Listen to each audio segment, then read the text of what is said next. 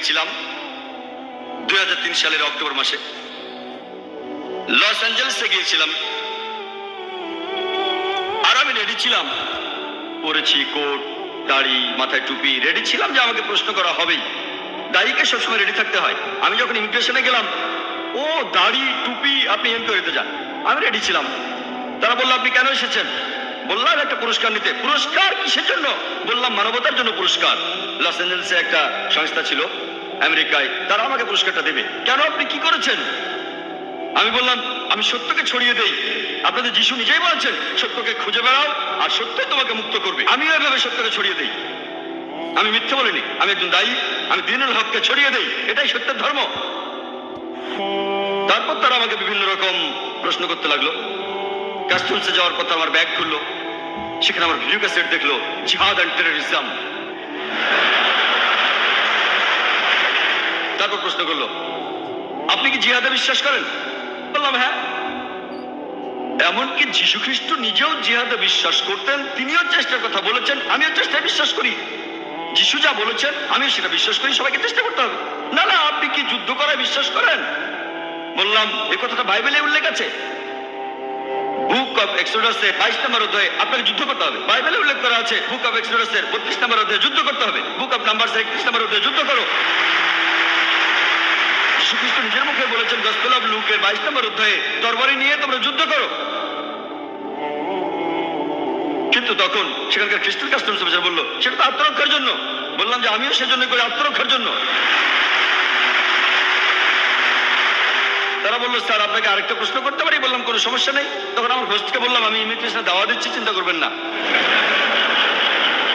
দায়ীর কথা বলি, একজন দায়ী কখনো সত্যকে ভয় পাবে না। আমি লেকচারের শুরুতে সূরা ইসরার একটি আয়াত বলেছিলাম, 81 নম্বর আয়াতে উল্লেখ করা হয়েছে, যখন সত্য এসে মিথ্যার সামনে দাঁড়ায়, মিথ্যা তখন বিলুপ্ত হয়, কারণ মিথ্যা তার প্রকৃতিগত কারণে বিলুপ্ত হবে। আর আলহামদুলিল্লাহ 9/11-এর পরে নিয়মের বেশ কড়াকড়ি হয়েছে, কাস্টমসে কড়াকড়ি হয়েছে। তবে আলহামদুলিল্লাহ 9/11-এর পরে আমি গিয়েছি আমেরিকায়, কানাডায়, ইংল্যান্ডে, অস্ট্রেলিয়ায়, মালয়েশিয়ায়, সিঙ্গাপুরে। আমার কাছে 10 বছরের আমেরিকান ভিসা আছে, ইংল্যান্ডের 5 বছর, কানাডার 2 বছরের ভিসা। আলহামদুলিল্লাহ সুম্মা আলহামদুলিল্লাহ। তারপরেও আমি আমার কথাগুলো স্পষ্টভাবেই বলি। যখন লেকচার দিতে যাই বলি লেকচার দিতে এসেছি, যখন সত্য প্রচার করতে যাই বলি সত্য প্রচার করতে এসেছি। পরিস্থিতির উপর ভিত্তি করেই উত্তরটা দেই। পবিত্র কোরআনের সূরা ইমরানের 64 নম্বর আয়াতে উল্লেখ করা হয়েছে, তাআলা ইলা কালিমাতুন সাওয়াইন বাইনানা ওয়া বাইনাকুম, এসো সেই কথা যাহা আমাদের এবং তোমাদের মধ্যে এক। অনেকেই হয়তো ইন্ডিয়ার বর্তমান পরিস্থিতি জানেন, সেখানে দাওয়ার কাজটা খুব সহজ নয়। বিশেষ করে আমি যেখানে থাকি বোম্বে শহরে, যেসব জায়গায় দাওয়ার কাজ সবচেয়ে কঠিন, আমার মতে তার একটা হলো বোম্বে। তবে রাখে আল্লাহ আমার রেখে, বোম্বেতেও আমি লেকচার দিয়েছি, বেদের উপরে দিয়েছি, ভগবদ গীতার উদ্ধৃতি দিয়েছি, উপনিষদের উদ্ধৃতি দিয়েছি। তবে সেখানে বলার ধরনটা অন্যরকম। এমন অনেক ইন্ডিয়ান আছেন যারা বলে যে মুসলিমরা তারা সন্ত্রাসী। এই কোরআন আপনাদের বলে যে যুদ্ধ করো, এটা তাহলে কোন ধরনের ধর্মগ্রন্থ? আমি বললাম, আপনারা কি মহাভারত পড়েছেন? মহাভারত হিন্দুদের পবিত্র ধর্মগ্রন্থগুলোর মধ্যে একটা। যদি বলেন যুদ্ধের কথা বলাটা খুবই খারাপ কাজ, আপনাদের মহাভারতেই পবিত্র কোরআনের চাইতে অনেক বেশি যুদ্ধের কথা বলা হয়েছে। হিন্দুরা বলবে যে না না, এই যুদ্ধটা আসলে ছিল সত্যের সাথে মিথ্যের যুদ্ধ, হক আর বাতিল। আমি বলি, কোরআনে কি যুদ্ধের কথা বলা হয়েছে? ও, তাহলে কোরআন নিয়ে কোনো সমস্যা নেই। হিন্দুদের যে ধর্মগ্রন্থটা সবচেয়ে বেশি পড়া হয় সেটা ভগবদ গীতা। এই ভগবদ গীতায় অর্জুনকে উপদেশ দিচ্ছে কৃষ্ণ, হিন্দুদের মহান ঈশ্বর অর্জুনকে। ভগবদ গীতায় উল্লেখ করা হয়েছে 1 নম্বর অধ্যায় 43 থেকে 46 নম্বর অনুচ্ছেদে, যে অর্জুন যুদ্ধক্ষেত্রে তার অস্ত্র মাটিতে রেখে বলল, আমি এখানে বরং নিরস্ত্র অবস্থায় মারা যাব, কিন্তু আত্মীয়দের সাথে যুদ্ধ করব না। মহাভারতে আত্মীয়দের মধ্যে একটা যুদ্ধ ঘটনা আছে, পাণ্ডবদের 5 ভাইয়ের সাথে কৌরবদের 100 ভাইয়ের মধ্যে যুদ্ধ। আর ভগবদ গীতা মহাভারতের একটা অংশ, 25টি অধ্যায়। কৃষ্ণ তখন অর্জুনকে বললেন, ভগবদ গীতার প্রথম অধ্যায় 43 থেকে 46 অনুচ্ছেদে, অর্জুন নিরস্ত্র অবস্থায় মরতে চায় কিন্তু আত্মীয়দের সাথে যুদ্ধ করবে না। এর মাত্র কয়েকটা অনুচ্ছেদ পরে 2 নম্বর অধ্যায়ের 2 অনুচ্ছেদে শ্রীকৃষ্ণ বলছেন, হে অর্জুন, তোমার মনে এমন চিন্তা কিভাবে এলো? কিভাবে তুমি এতটা শক্তিহীন হলে? মহান ঈশ্বর শ্রীকৃষ্ণ তিনি অর্জুনকে বলছেন, শক্তিহীন। তুমি তো স্বর্গে প্রবেশ করতে পারবে না, আর পুরো ভগবদ গীতাতে সর্বশক্তিমান ঈশ্বর অর্জুনকে উপদেশ দিচ্ছেন যে তোমার আত্মীয়দের সাথে তোমাকে যুদ্ধ করতে হবে। এরপর আরো আছে ভগবদ গীতা 2 নম্বর অধ্যায়ের 31 থেকে 33 অনুচ্ছেদে, হে অর্জুন, তুমি একজন ক্ষত্রিয়, ধর্মের পক্ষ নিয়ে যুদ্ধ করা সেটা হচ্ছে তোমার দায়িত্ব। যদি যুদ্ধ না করো তাহলে পাপ হবে, যদি যুদ্ধ করো তাহলে তুমি স্বর্গে প্রবেশ করতে পারবে। আর সেই ক্ষত্রিয়রা ভাগ্যবান যারা যুদ্ধ করার সুযোগ পায়। চিন্তা করেন, যদি আমি হিন্দুদের বলি আপনাদের ঈশ্বর শ্রীকৃষ্ণ অর্জুনকে জোর করেছেন তার আত্মীয়দের হত্যা করতে, এটা ঠিক হবে না। শ্রীকৃষ্ণ যেটা করেছেন, অর্জুনকে বলেছেন যদি তোমাকে সত্যের জন্য যুদ্ধ করতে হয়, আত্মীয়দের সাথে যুদ্ধ করতে হয়, তবুও তুমি যুদ্ধ করো। আর পবিত্র কোরআনেও বলছে, সূরা নিসার 135 নম্বর আয়াতে উল্লেখ করা হয়েছে, ইয়া আইয়ুহাল্লাযিনা আমানু, হে মুমিনগণ, ন্যায় বিচারে দৃঢ় প্রতিজ্ঞ থাকবে সাক্ষী স্বরূপ আল্লাহ সুবহানাহু ওয়া তাআলার, যদিও সেটা তোমাদের বিরুদ্ধে যায়, পিতামাতার বিরুদ্ধে যায়, আত্মীয় স্বজনের বিরুদ্ধে যায়, হোক সেটা ধনী বা গরিব, আল্লাহ উভয়েরই ঘনিষ্ঠতর, একই কথা। প্রায় দেখা যায় একটা হাদিসের কথা বলা হয় ইসলামকে অপবাদ দিয়ে। সহিহ বুখারীর একটা হাদিস 4 নম্বর খণ্ড, সেখানে বুক অফ জিহাদের 2 নম্বর অধ্যায়ের 45 নম্বর হাদিস। আর সমালোচকরা বলে আপনাদের নবী মুহাম্মদ সাল্লাল্লাহু আলাইহি সাল্লাম বলেছেন যদি কোনো মুজাহিদ যুদ্ধক্ষেত্রে মারা যায় সে তাহলে বেহেশতে যাবে, যদি বেঁচে ফিরে আসে তাহলে পৃথিবীর সম্পদ পাবে। আর বিভিন্ন সমালোচক ইন্ডিয়ার যেমন অনুসরী, তারা ইসলামের সমালোচনা করে এই হাদিসে উদ্ধৃতি দেয়। আমি তাদের বলি, আপনারা কি ভগবত গীতা পড়েননি?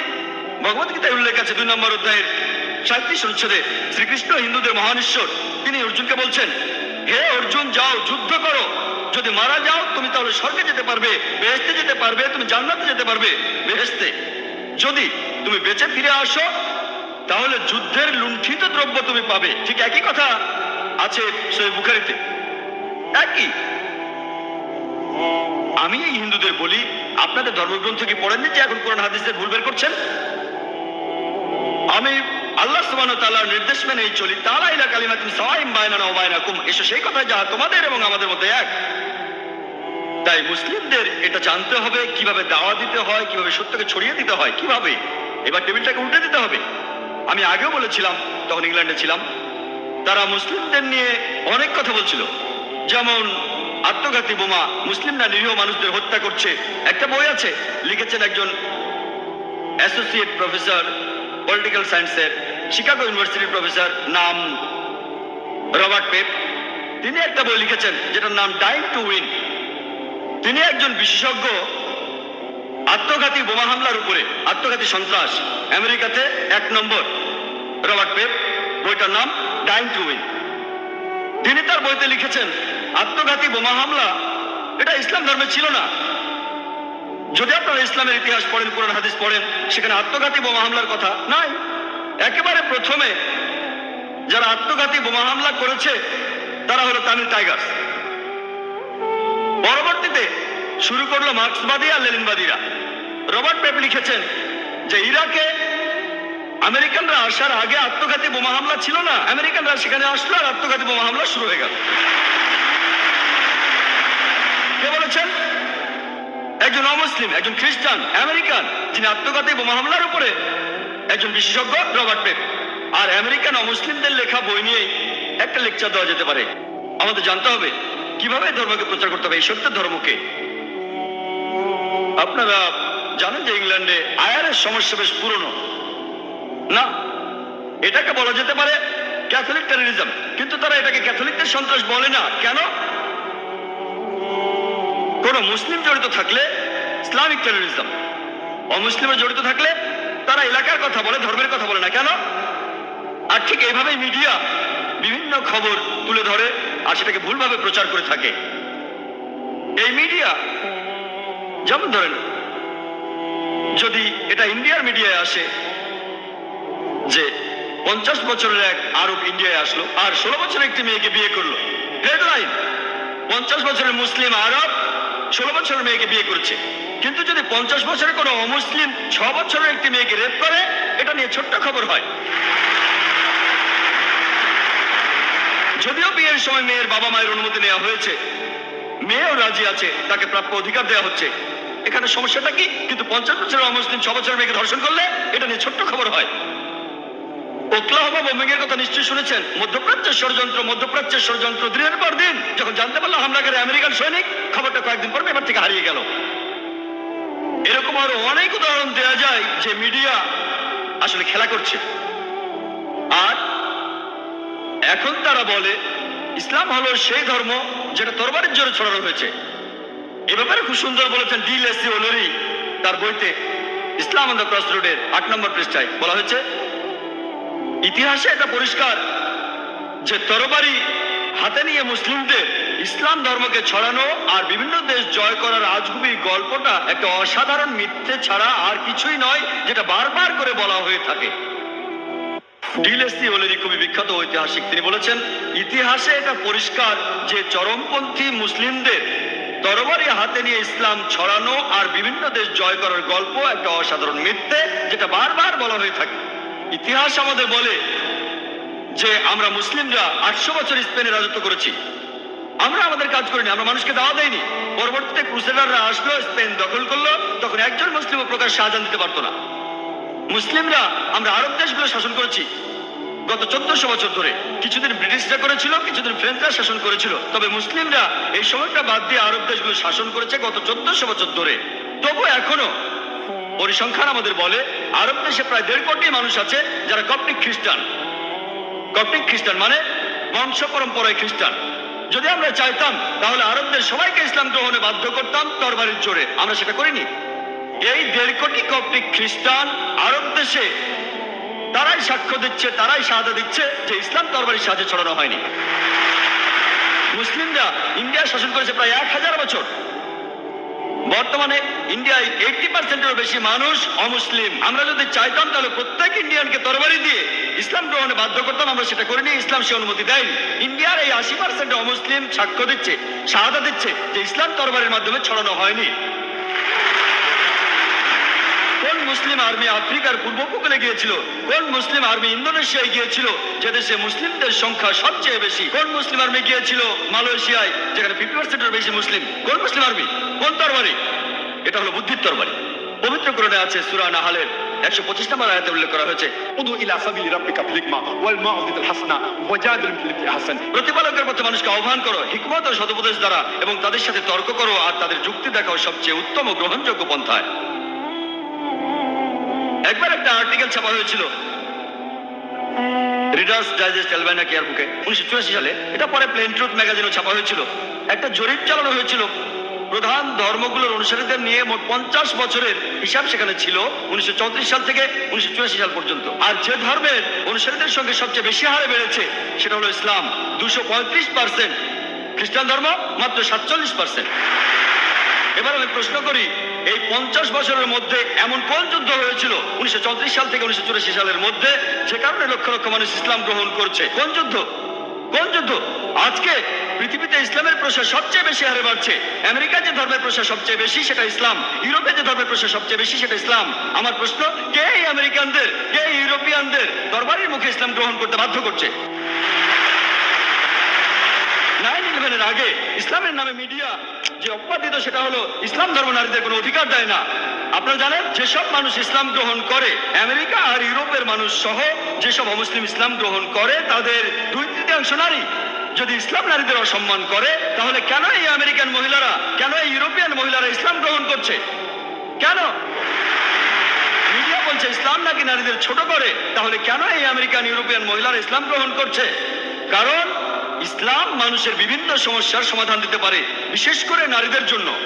তারা ইসলামের নিরাপত্তা খুঁজে পায়। ইয়োহান রেড্ডির নাম শুনেছেন?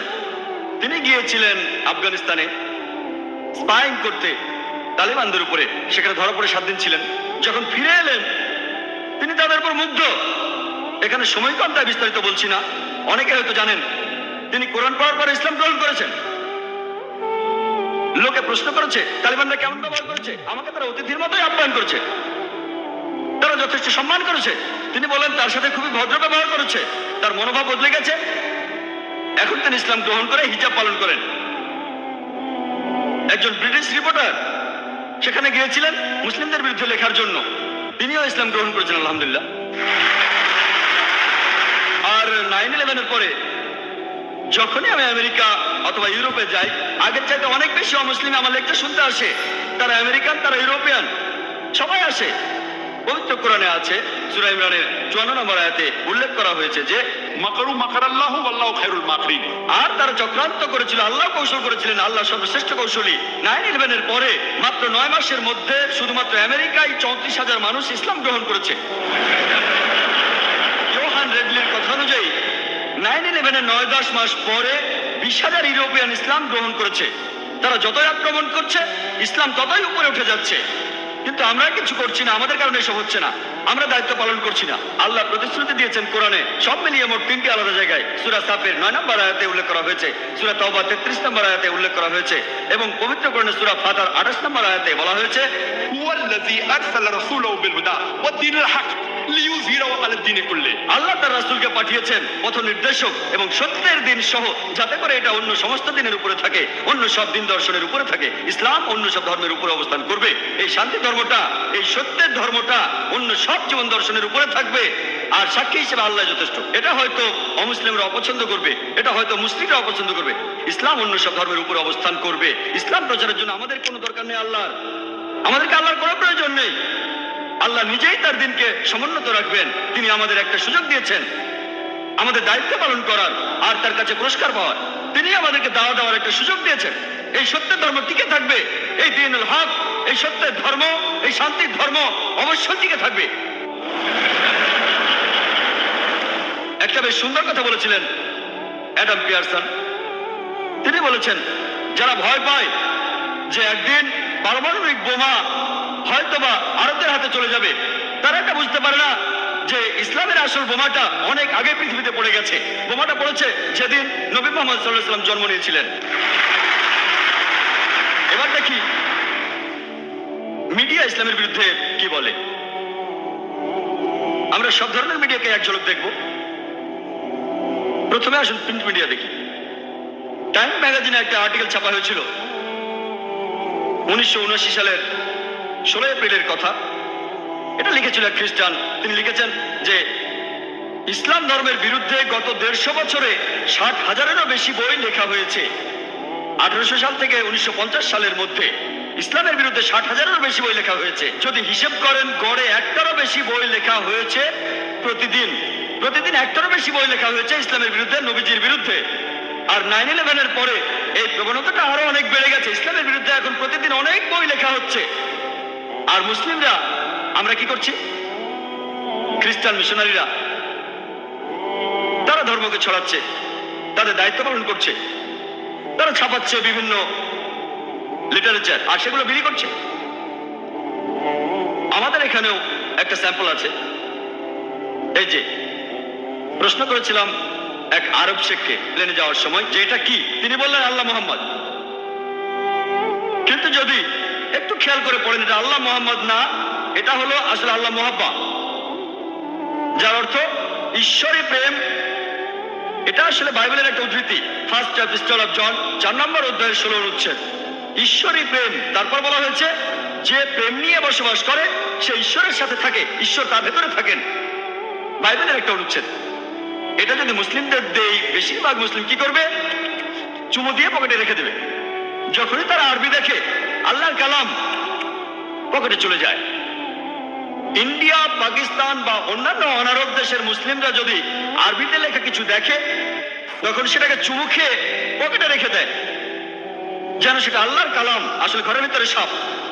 এমন অনেক পোস্টার আছে, এখানে সবগুলোর ব্যাপারে বলছি না।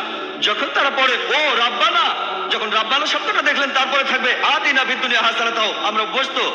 এটা কিন্তু রাব্বানা নয়, এটা আব্বানা, এটা পিতা যিনি স্বর্গে থাকেন, তার রাজ্য পৃথিবীতে প্রতিষ্ঠিত হবে। এটা বাইবেলের একটা অনুচ্ছেদ। তারা এগুলো মুসলিমদের মাঝে বিলি করে, আর আমরা খুব রংচঙে, এটা তো ফটোকপি 4 কালারের ছাপানো, খুব সুন্দর, সেটা নিয়ে বাড়ি চলে যাবেন। এভাবেই প্রতারিত হচ্ছেন। তারা প্রতারণার মাধ্যমে আমাদের ঘরে ঢুকছে। আমি একটা লেকচার দিয়েছিলাম খ্রিস্টান ধর্ম প্রচারকদের প্রতারণা। সময় কম, তাই এখানে বিস্তারিত বলতে পারছি না। এর প্রত্যেকটা বিষয় নিয়ে ঘন্টার পর ঘন্টা লেকচার দেওয়া যায়। আর আমি যেহেতু এমন অনেক খ্রিস্টান প্রতিষ্ঠানের সাবস্ক্রাইবার, আমি খুব সুন্দর ক্যালেন্ডার পাই। একবার একজন আলেম আমার বাসায় আসলেন, যিনি আরবি জানেন। বললাম ক্যালেন্ডারটা কেমন? ও খুব সুন্দর ক্যালেন্ডার, আমি কি বাসায় নিয়ে যেতে পারি? বললাম নিয়ে যা। তিনি সেটাকে কয়েক সপ্তাহ রাখলেন। একদিন তাকে বললাম ক্যালেন্ডারটা আপনার কাছে কেমন লেগেছে? খুবই সুন্দর জাকির ভাই। আমি বললাম ওটা নিয়ে আসেন। সে বললো কেন? আমি বললাম ওটা নিয়ে আসেন, এবার ভালো করে পড়ে দেখেন। তখন তিনি বুঝলেন যে বাইবেলের কথা আরবিতে লেখা। খ্রিস্টানরা এখন বাইবেল লিখছে অন্যান্য ধর্মের সাথে সাদৃশ্য রেখে, আর বাইবেল পড়ে দেখেন লেখা আছে বিসমিল্লাহির রহমানির রহিম। তারা কোরআনের আয়াত ধার করছে, তারপর সামান্য বদলে দিয়ে আরবদের হাতে তুলে দিচ্ছে। তারাও ভাবছে এটা কোরআনের অংশ, আসলে সেটা কিন্তু বাইবেল। তারা এই কৌশল অবলম্বন করছে। কিতাবুল মুকাদ্দাস, আমি আগেও বলেছি, এখানে সংক্ষেপেই বলি, আমরা মুসলিমরা কি করছি? আমি ইন্ডিয়া থেকে এসেছি। আমার দেশের জনসংখ্যা 100 কোটিরও বেশি, আর তাদের মধ্যে নিশ্চিতভাবে বলা যায় 16 কোটি থেকে 18 কোটি মানুষ হচ্ছে মুসলিম। সেখানে অনেক মুসলিম ম্যাগাজিন আছে দাওয়া দেওয়ার জন্য ইত্যাদি। ইন্ডিয়াতে এই ম্যাগাজিনের কতগুলো কপি ছাপানো হয়? কতগুলো? 4000, 5000, 8000। 1 নম্বর ইংরেজি দেওয়া ম্যাগাজিন ইসলামিক ভয়েস 15,000। আমি কয়েক বছর আগে আমেরিকায় গিয়েছিলাম, এবারের আগে আরেকবার গিয়েছিলাম, একটা সার্ভে করেছিলাম। সবচেয়ে বেশি যে ম্যাগাজিনটা চলে, দাওয়া ম্যাগাজিন বের করে ইসমা, দ্য মেসেজ, 50,000। আপনারা জানেন খ্রিস্টান ধর্মে ছোট একটা কাল্ট আছে, এদের নাম জেনোভাস উইটনেসেস। আলাদা, এরা মূলধারার খ্রিস্টান না। তারা একটা ম্যাগাজিন ছাপায় যেটার নাম হলো ওয়াচ টাওয়ার। কত কপি ছাপানো হয় জানেন? মাসে কত কপি ছাপানো হয় আপনারা কি কেউ বলতে পারবেন? আমাদের পত্রিকা আমেরিকায় খুব বেশি হলে 50,000। তারা কতগুলো কপি ছাপায়? কেউ বলতে পারবেন? কোনো পয়সা দিতে হবে না। কেউ বলবেন কত? 10 লক্ষ। হ্যাঁ, 10 লক্ষ। 10 লক্ষ, ডাইরেক্ট 10 লক্ষ। আর কেউ বলবেন 50,000। 50,000, 5 লক্ষ। 5 লক্ষ, 50 লক্ষ। 50 লক্ষ, 50 লক্ষ, 1 লক্ষ। 1 লক্ষ, 1 লক্ষ। আমি বলি কত কপি? 2,08,30,000 কপি। আমরা এতগুলো ছাপাতেও পারি না, কল্পনাও করতে পারি না। দূরের কথা কল্পনাও করতে পারি না। খ্রিস্টানদের মধ্যে খুব ছোট্ট একটা সম্প্রদায় যাদের নাম জেহোভাস উইটনেসেস, তারা দুটো ম্যাগাজিন ছাপায়। তার একটা হলো ওয়াচ টাওয়ার, সেটা তারা ছাপায় মাসে 2 বার। মাসে 1 বার না, প্রতি মাসে 2 বার। প্রতিবার তারা 2,08,30,000 কপি ছাপায়। 2 কোটির বেশি ছাপানো হয় 130টি ভাষায়। ম্যাগাজিনটা ছাপানো হয় প্রত্যেক মাসে 2 বার করে। প্রত্যেকবার 2,08,30,000 কপি, মানে প্রত্যেক মাসে 4 কোটিরও বেশি ম্যাগাজিন ছাপানো হয়।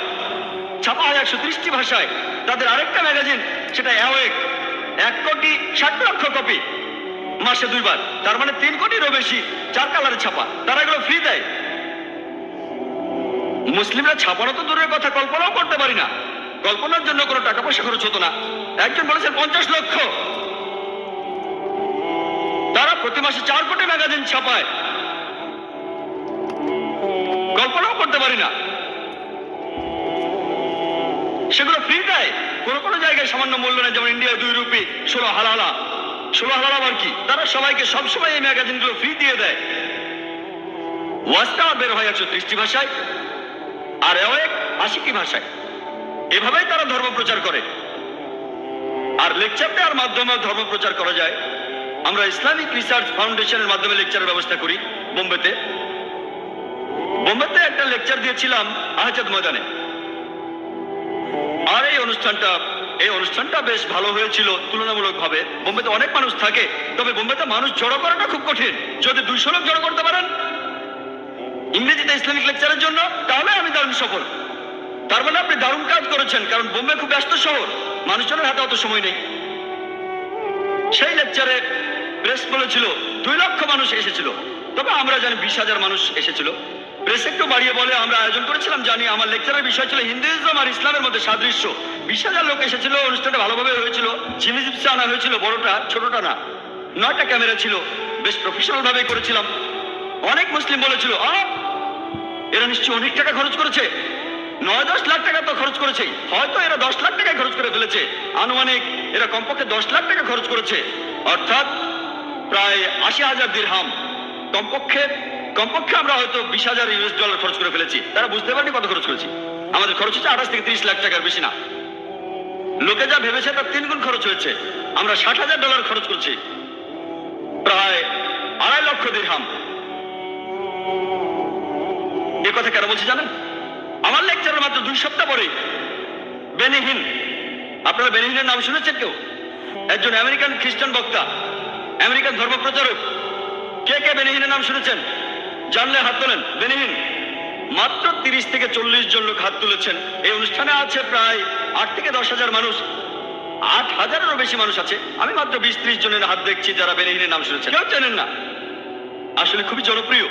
এমনকি আমিও বেনি হিনকে চিনতাম না তিনি বোম্বেতে আসার আগে। আমার লেকচারে 2 সপ্তাহ পরে তিনি আসলেন। তিনি 3টা লেকচার দিয়েছেন, শুক্র, শনি আর রবিবার, 3 ঘন্টা করে। 3 ঘন্টার লেকচার, শুক্রবার, শনিবার, রবিবার। কত খরচ হয়েছিল জানেন? লোকে বলে যে ও জাকির ভাই উনি তো 20,000 ডলার খরচ করেছেন। আসলে আমরা 60,000 ডলার খরচ করেছিলাম। এটা জানতে পারলে হয়তো লোকজন অবাক হবেন। আনুমানিক হিসাব বেনি হিন কত খরচ করেছিলেন জানেন? কত? এবারে সবাই চুপ। খরচ করেছেন 50 লক্ষ ডলার। মাত্র 9 ঘন্টার জন্য বোম্বেতে খরচ করেছেন 50 লক্ষ ডলার। তাদের বাজেট দেখেছেন? 50 লক্ষ ডলার। প্রেস বলেছিল 20 লাখেরও বেশি লোক হয়েছিল, তবে আসলে 1 লাখেরও কম লোক হয়েছিল। তারপরেও বোম্বে শহরে 1 লাখ মানুষ জড়ো করা কঠিন, যাদের অর্ধেকের বেশি মানুষ খ্রিস্টান না।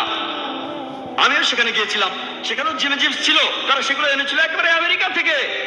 9টা আমেরিকার লোকজন 1 মাস আগে থেকেই বোম্বে শহরে তারা এসেছিল। 1 মাস ধরে 5 স্টার হোটেলে ছিল, সেটা আমেরিকান। 3 দিন আগে লোকজন আসলো সিস্টেম চেক করার জন্য। 32টা স্ক্রিন ছিল, এইরকম স্ক্রিন 32টা ছিল। আমাদের এখানে 500 ভলেন্টিয়ার, আমরাও খুশি। 500 ভলেন্টিয়ার, তাদের ছিল 7,000 ভলেন্টিয়ার।